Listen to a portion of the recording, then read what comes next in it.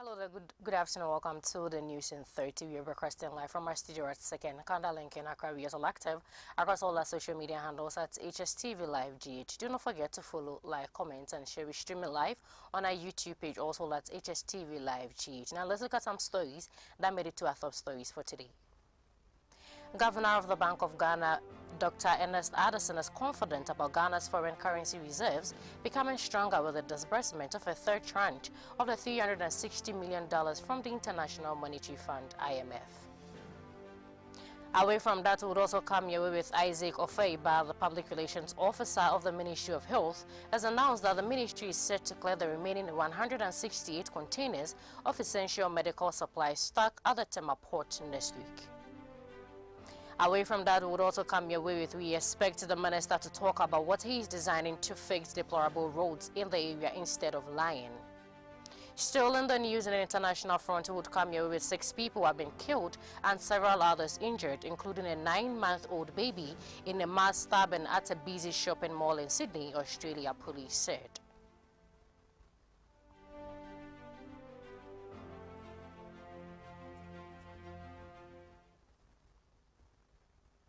We have details of these stories and many others coming up your way in the next 30 minutes. Just stay with us. My name is Praisebel Rosamond Labi.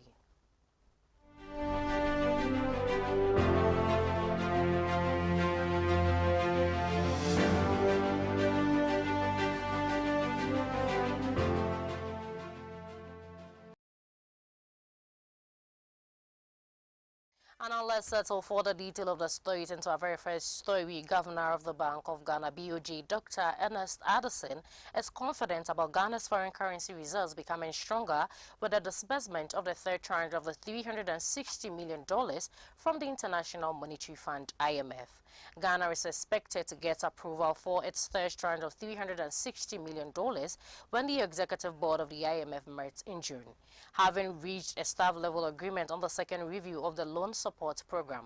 At a press briefing in Accra following the conclusion of a staff-level agreement of Ghana's second review of the third-year extended credit facility arrangement, Dr. Addison said he was optimistic about the board's approval in June. The said money, the central bank governor said, would have to further boost the country's foreign reserves, which stood to $6.2 billion as at April 5, 2024, and support the attainment of the objectives of the $3 billion loan support program. According to the World Economic Forum, foreign currency reserves, comprising cash and other assets like gold, are held by central banks are crucial in maintaining stability in domestic currency and liquidating during economic crisis. He stated that the 2 weeks of engagement between Ghanaian authorities and the IMF staff mission have not been in vain, as it's culminating in reaching staff-level agreement. If you look at the fund program that we have a monetary policy consultation clause, right, which defines bands for the inflation outcome. So one of the issues that we discussed was the fact that we are doing better than forecasted in terms of the inflation.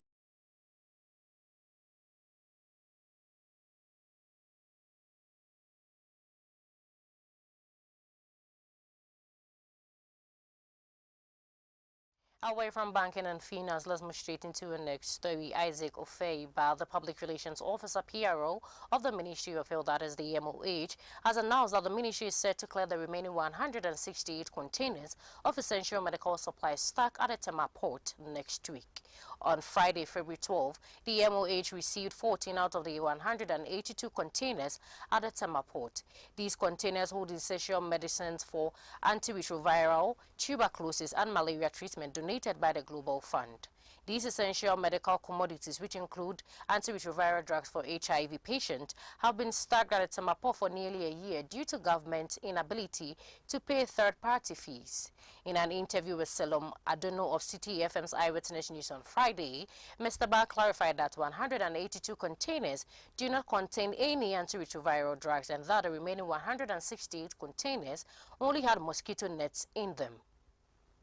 We have about 168 more containers left to be cleared at an estimated cost of approximately 70 million Ghana cedis.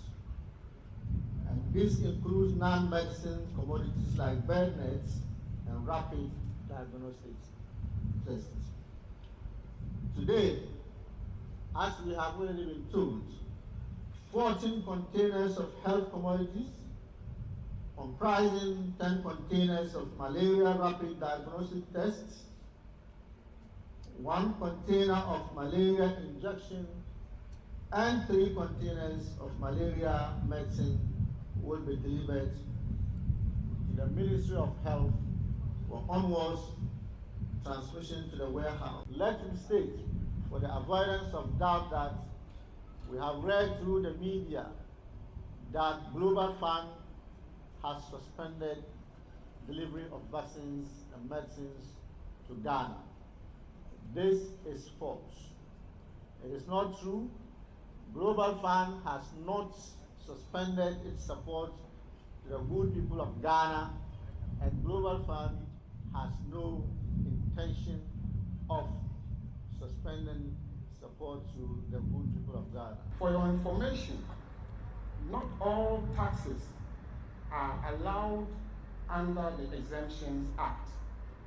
In this respect, special provision of 40 million Ghana cedis was made by the Ministry of Finance to cover transnational taxes, that is AU and ECOWAS levies.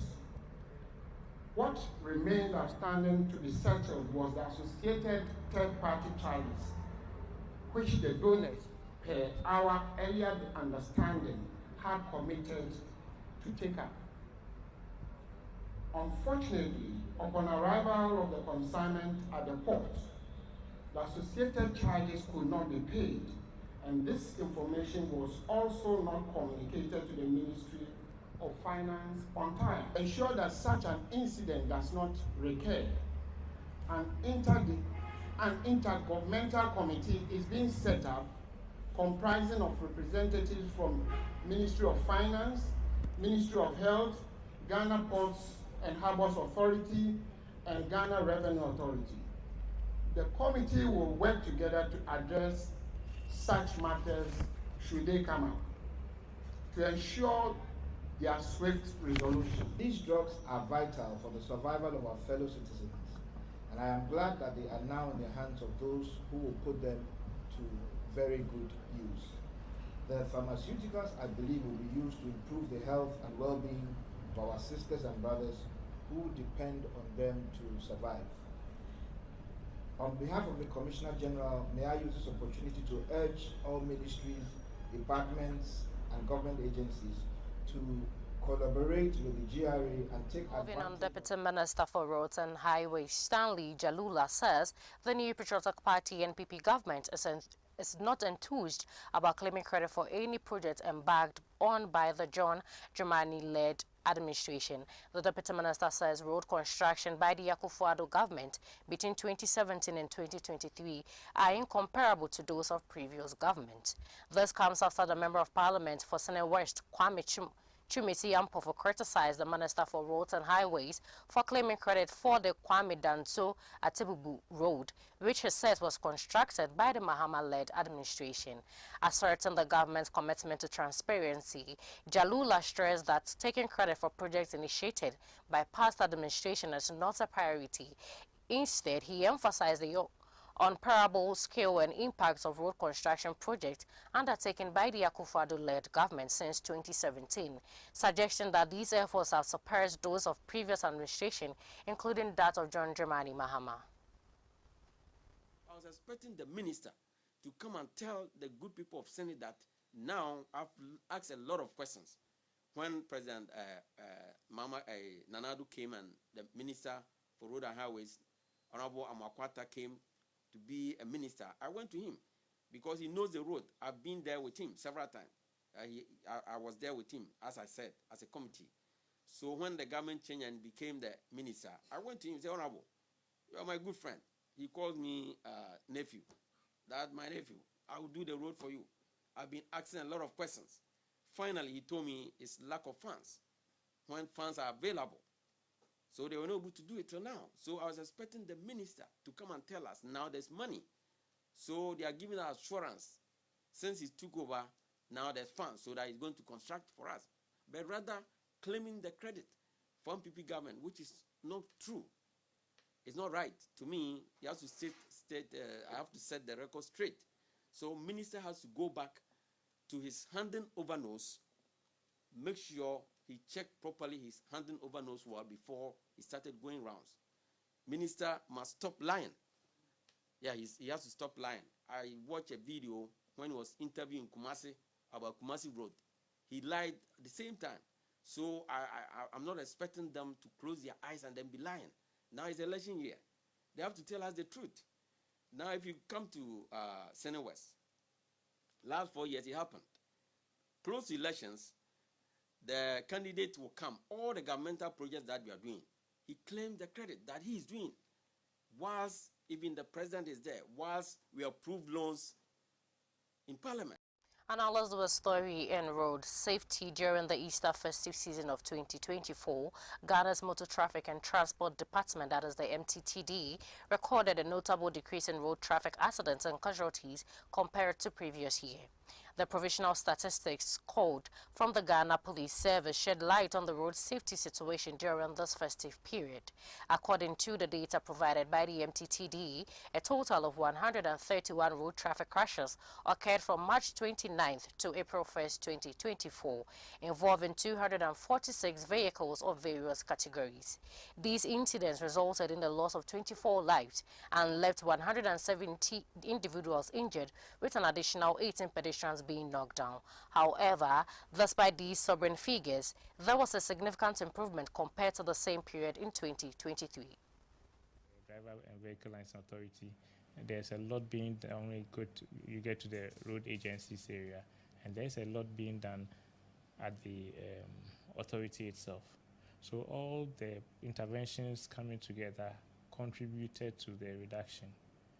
One main one I can talk about from the authority is the Stay Alive Road Safety campaign that we've been embarking on and still embarking on. And I must use this avenue to thank City Group for your immense support to this campaign. And I'm sure even this interview granted is part of your support to road safety in Ghana, which will come directly and fall under the Stay Alive Road Safety campaign. So that is a campaign that we brought to change the attitude of road users, including motorcycle riders. And we were happy that all stakeholders came on board and also came with interventions under this Stay Alive Road Safety campaign. I mentioned Operation Pari from the Ghana Police Service. At the DVLA now, to have a motorcycle license, you don't just go and they test you. You go through, apart from all your training outside before you come there, before you are issued the license, they take you through a sensitization program, such that when you go out there, you would have been sensitized. Then also, we also engage, as I say, we engage these motorcycle riders associations to sensitize them and even use them as advocates to their people. The police also has this operation where they have some riders that they have identified as of good behavior. They do this background check, so they are also in traffic and they are doing the right thing. So most of the times, you know, when we're little, they said peer pressure makes you do a lot of things. So when you are approaching a traffic signal and then you see them stop there, you end up unconsciously also stopping, you see. So we are using all these interventions to change behavior. And I must tell you that, especially with the motorcycle area, we have seen a lot of changes, although we can do better and much is more desired. We have seen so in the news, the Ministry of Sanitation and Water Resources is warning that Accra will soon witness severe flooding if residents do not change their behavior towards waste disposal. According to the ministry, most major drains have been distilled to ensure that rains run through freely. So the rains are coming with all the attendant health issues. We need to, or is it too late? It's not. We need to sit down and rethink and redo our things, because this is what we've been doing every year. We wait when it's getting to the rainy season, then we desilt somehow, then we wait, and whatever happens, we desilt. Yet every rainy season comes with the flooding, and sometimes you ask yourself, it rains for 30 minutes and the whole place is flooded. Is it only due to waste management issues? No. We've turned all the waterways into something else. It's choked, it's silted. I don't want to mention our almighty plastics. And it is everywhere. So if the water comes, where does it? I'm not saying we should do it, but let's manage it. Let's structure it. Let's make sure that whatever we put in place is more effective than previously. But we are doing the same thing, and when we get the same results, then we Away from sanitation, let's move straight into the Hstv region. At the opening of the Rotary International District 9104 conference in Kumasi, Asante Henu Tunfo 82 II praised Rotary clubs for their significant contributions to Ghana's socio-economic development. He praised Rotary International for being a beacon of hope, emphasizing their pivotal role in shaping a better future for many, highlighting Rotary's achievements in Ghana, particularly in providing sustainable water solutions and improving sanitation. He underscored the importance of aligning projects with the Sustainable Development Goals. Otumfo's remark emphasized Rotary's enduring commitment to fostering a healthier and more prosperous nation. Rotary's focus on providing sustainable water solutions and improving sanitation has transformed many lives. It links health directly to access to clean water, thus significantly uplifting community well-being and reducing waterborne illness. In the field of education, Rotary's efforts to construct schools, award scholarships, and support literacy have opened the vast horizons of hope and opportunity for Ghanaian youth. This investment is pivotal, empowering our future leaders to dream and achieve on a grander scale. Focusing on youth leadership and entrepreneurship promises to unlock the immense potential of Ghana's vibrant youth, driving innovation and progress. Addressing health challenges beyond polio, including malaria, HIV, AIDS, and new emerging health concerns remains imperative. Rotary's continued efforts are essential in building robust healthcare systems accessible to all. Collaborative efforts are vital to surmounting our complex challenges. Rotary can magnify its impact by forging stronger bonds with government, the private sector, and civil society, achieving sustainable and impactful outcomes. Service above self. We are giving to humanity everything or as much as we can give in our little way. I said before that we are ordinary people doing extraordinary things. We provide a network of resources and we provide it to the community, assess their needs, and we provide it to them. So we give micro loans to small groups, and we track how they are doing, and we support them. In addition, we give them all sorts of literacy skills. It's a form of economic empowerment to support them.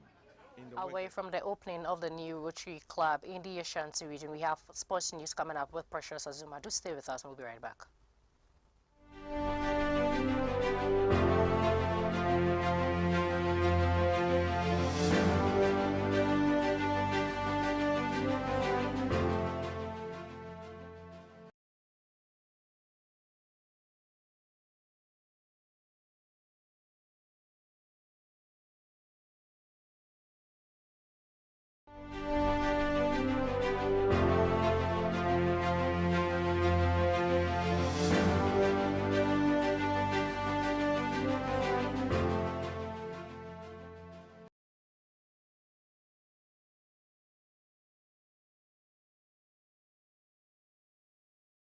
Would you like to own a home, start a business, provide seed money, or a good education for your children? The Pro Wealth Plan answers all of life's questions. This is Ekwa 9. She wants to be an engineer in future. Her parents, Mr. and Mrs. Hammond, plan to give her the best education but don't want to be unnecessarily burdened when she's ready for university in 10 years. Do you know how much it will cost Ekwa to go to a local private university or university abroad in the next 10 years? Equa's parents have signed up to a PruWealth plan. They pay affordable monthly premiums that ensures they are able to fund Equa's university fees and living expenses. When she's ready for university, Prudential will pay the maturity benefit and her parents can enjoy free insurance cover for an additional 5 years. In the unfortunate event that her parents pass away, Prudential will pay over 200% of the sum assured, which is 100% immediately, 10% annually to keep Ikwa in her current school, and 100% at maturity for her chosen university. This means that Prudential Life has guaranteed Ikwa's education regardless of life's uncertainties. The PruWealth plan also covers a spouse or partner up to the same sum assured. With over 26 million customers, 24,000 employees globally, and over 170 years experience, you and your family can have peace of mind knowing that you are in safe hands. Whatever your financial goals are, the PruWealth plan has the answers to life's questions. Call us today and let Prudential secure your future.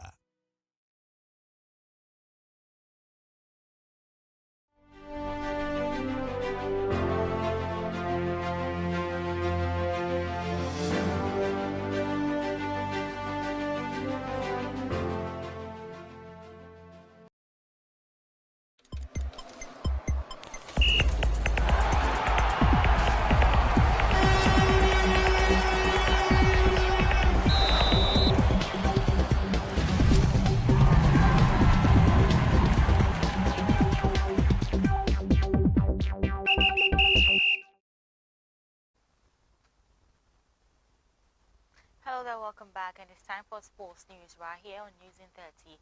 I am Precious Azuma. Now let's get into it today. Starting from the head coach of the Black Queens, Nora Hopso. She was in the stands yesterday when striker Evelyn Bedu, her first goal for her new club, FC Fleury 91 Feminines in France. She scored it. So Ghana's women's national team forward started for her team. In their league match against Bordeaux women, Evelyn Bedu put on an excellent performance and also opened her goal-scoring account.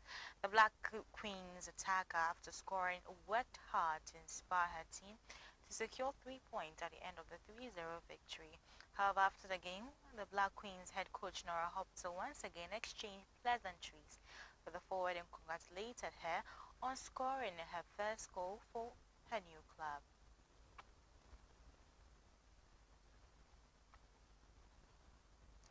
Away from that story, let's talk about Ghanaian coach Mercy Tego Kwaku, and she has been appointed as the head coach of Ghana's women's under-23 national team. So Tego Kwaku's impressive background includes leading the Black Queens to victory in a WAFU Zone B Women's Championship in 2018 and possessing a CAF License A coaching certificate. She also demonstrated her dedication to professional development through participation in the GFA's capacity building initiative in the Netherlands. However, assistant Tego Kwaku is Priscilla Dizon, an adept coach with a CAF License C coaching certificate.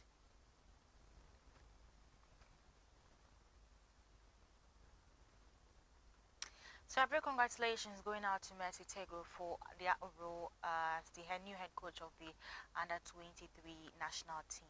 Now let's talk about our own former Black Stars captain, Samuel Jan, and he has opened about some issues concerning what he wants the country to do for him, which is honor his contributions with a statue according to him. So he said that building a statue for him beyond celebrating his remarkable feats for the nation through sports will be a welcome as a bonus to his legendary status. And the Liberty former professional player paid his dues to the countries during his playing days and looks forward to expanding it into football administration.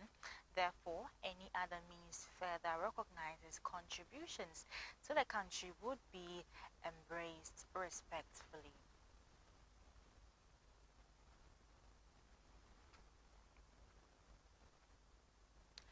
Now let's talk about the Ghana Premier League, and it's been 26 games on the side of some teams and 25 on the side of others. And looking at how it looks like, we have FC Samatex.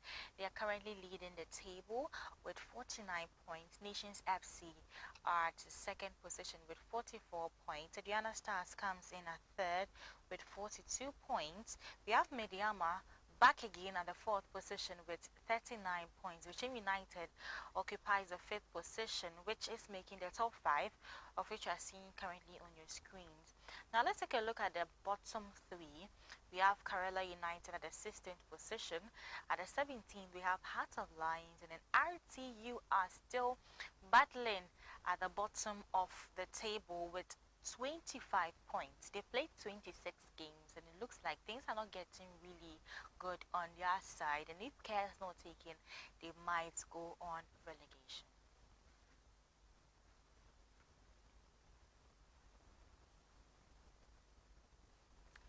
So interesting one there. However, on this note, this is where time will permit me to end sports news right here on News in 30. I am Precious Azuma. Global Stories is up next.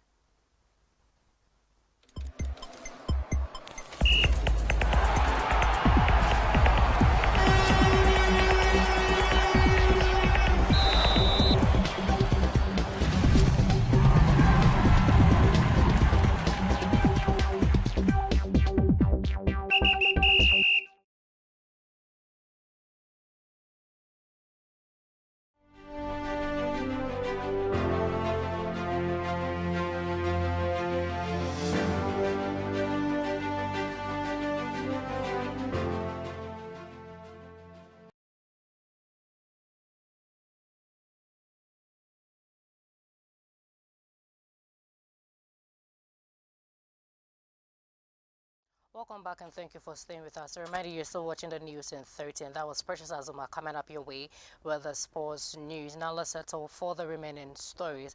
The communications director for Dr. Mahamadou Bawumia's campaign, Dennis Miracle Abuaje, has reminded the people of Ghana not to vote for John Dramani Mahama for the 2024 general elections. Dennis Miracle Abuaje is of the view that the country is on the right track to development, and therefore continuing with Dr. Mahamadou Bawumia is the best. He said that the vote for John Mahama will delay the country's development for some years. He also touted the free SHS policy, indicating that it is the most impactful policy Ghana has experienced so far and may be second to the National Health Insurance Scheme.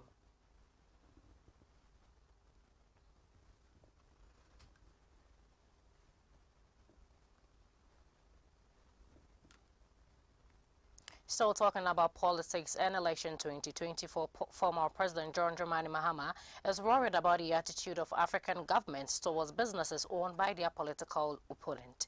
He says part of the problem of not having more rich African businesses is that governments tend to target businesses created by their political opponent. America is a union of 50 states, each having its own economy and its comparative advantages. And so you can move goods from one part of America to another without tariffs.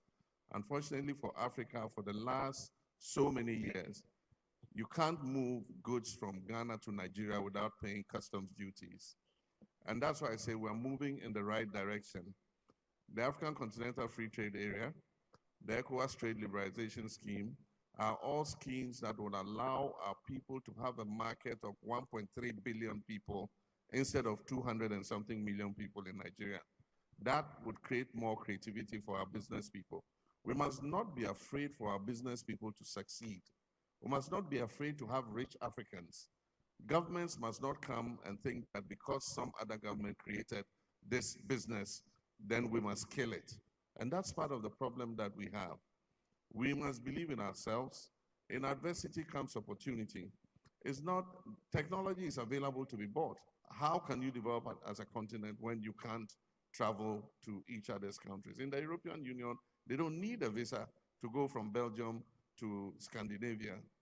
In the US, they don't need a visa to go from New York to California.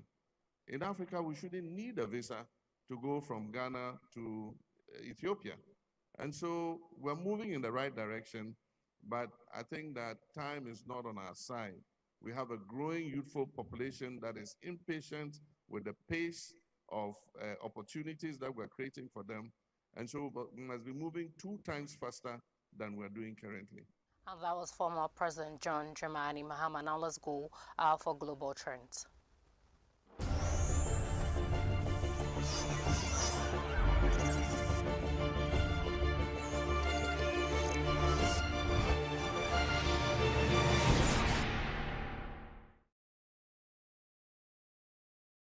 And onto the international front, 6 people have been killed and several others injured, including a 9-month-old baby in a mass stabbing at a busy shopping mall in Sydney, Australia, police said. Police were called to the Westfield Bondi Junction on Saturday afternoon, local time, following reports of multiple people stabbed. Witnesses described scenes of panic with some forced to hide in shops as the attack unfolded. New South Wales Police Commissioner Karen Webb said 4 women and a man died at the shopping mall, while other women passed away to the hospital. She said that 8 people are currently being treated for injuries in hospitals around Sydney, including a 9-month-old infant who has been in surgery. The suspect, who police said acted alone, was shot dead at the scene by a lone officer. NSW's Assistant Commissioner Anthony Cook said the senior police inspector was nearby when the attack unfolded. She arrived at the scene first and was alone when she engaged with the attacker. She shot the offender when he raised a knife at her. It was, at the time you don't know what's going on. When I took my footage, it was about 15 seconds maybe before he was shot by the police officer. And he'd already killed a number of people at that point, but we didn't know that. We had no idea what was going on. We just saw a person on the level below us with a knife running around. And you just in disbelief that it's happened. A knife-wielding man who killed 6 people in a Sydney shopping centre before being shot dead has been identified by Australian police. Joel Cushy, 40-year-old, sent the crowded Westfield Bondi Junction complex into panic on Saturday when he began stabbing people with a long blade. 5 women and a man died. Several others, including a baby, were also injured. Authorities said the attack was most likely related to the mental health of Mr. Coochie. Asked whether she believes he was targeting women, New South Wales Police Commissioner Karen Webb told reporters on Sunday it would be an obvious line of inquiry. But she added she would not describe the stabbings as an act of terror, reiterating that police believed there was no ideological motivation. Mr. Coochie was previously known to police but had never been arrested or charged in his home state, Queensland. He had lived itinerantly for several years and was first diagnosed with a mental illness at age 17, Queensland police said.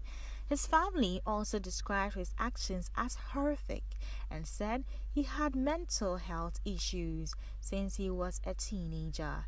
In a statement released through Queensland Police, the Coochie family said, "We are absolutely devastated by the traumatic event that occurred in Sydney yesterday.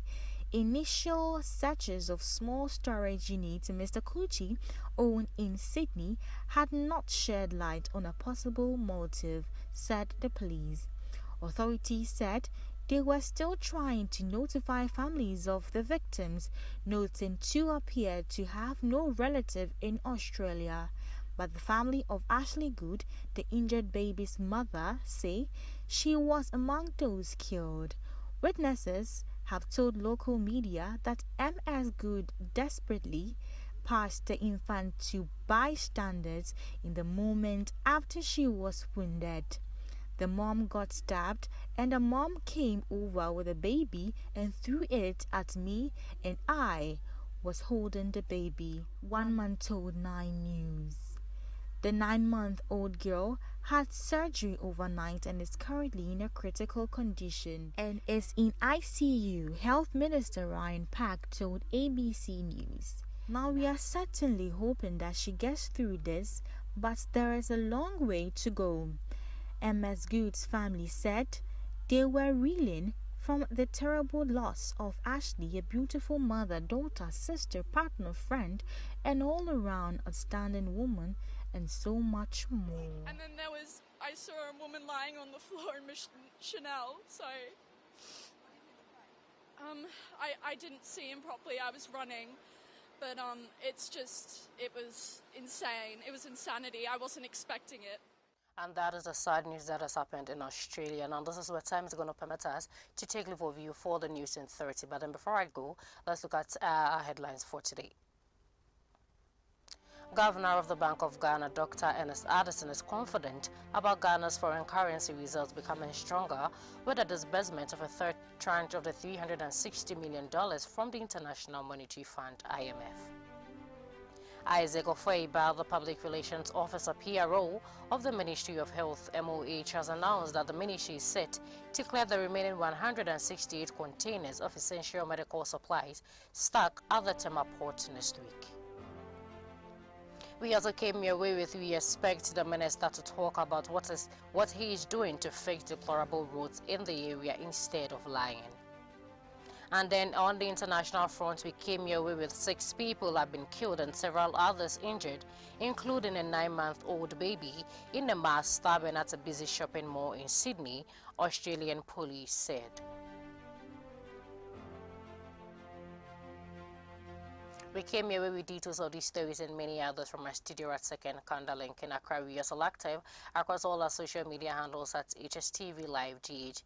Do not forget to follow, like, comment, and share. My name once again is Praisebo Rosamond Labi. Do stay with us and enjoy the rest of our programs. Have a good afternoon.